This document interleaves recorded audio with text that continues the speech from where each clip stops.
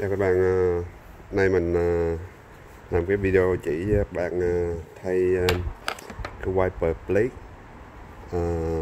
là cái quạt nước, gạt nước. Thì khi mà thấy nó hư hại nhiều, giống cái này của nó quá cũ á, thì nó gạt không có được tốt nữa, thì cái này mình mới thay này. Thì mình mua một cái đây. Thường mà cái này thì nó có đầy đủ adapter trong này, thì mình đây, chỉ cho các bạn nhé.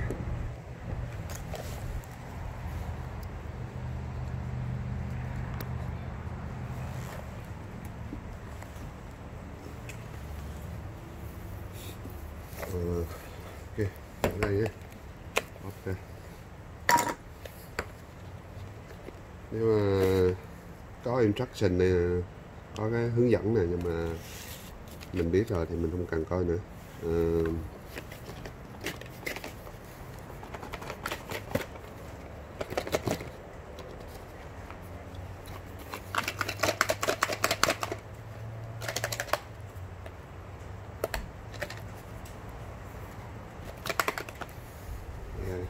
Kẹt trong này.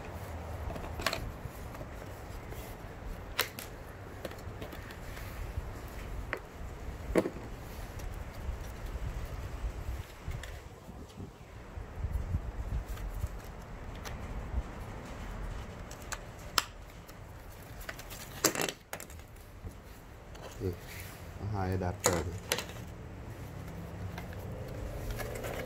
Dính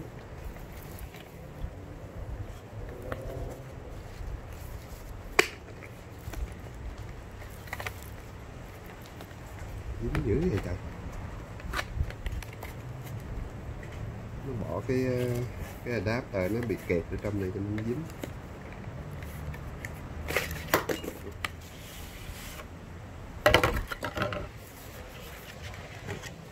Nó là như vậy, thì nó có 4 loại adapter này. Thì tùy theo cái xe mình nó xài cái loại gì.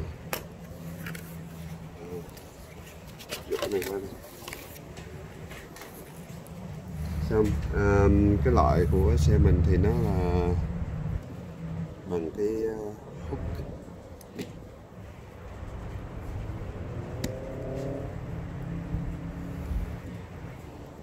như vậy nè, nó có giống như là cái máu vậy nè, thì mình rút nó ra, có cái đầu kẹp dưới này.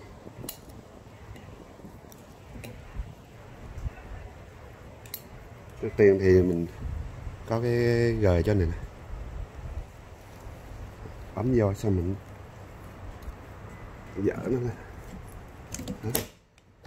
Lấy một cái ha, xong rồi mình dỡ cái phần này luôn, mình thay cái mới luôn. Có có gời dưới nè,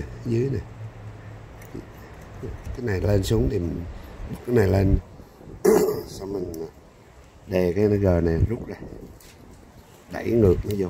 Đó, đây là cái móc hút. Xong cái mới thì cái loại này nó có sẵn cái đồ gắn vô trong cái móc hút rồi, thì mình chỉ cần bật cái này lên rồi rút lên.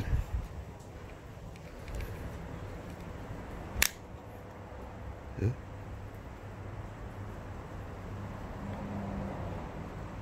Rồi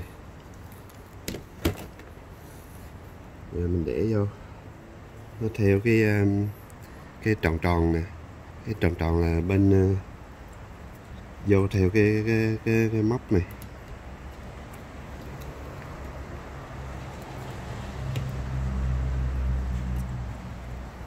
Rồi, sát rồi.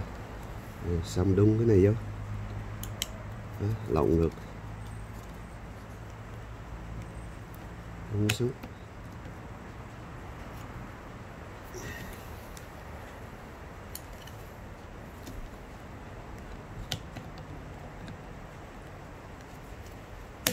Rồi, bẻ, bóp cho nó xuống sát chặt ở dưới là xong.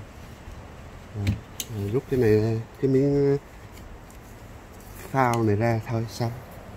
Rồi, vậy đó.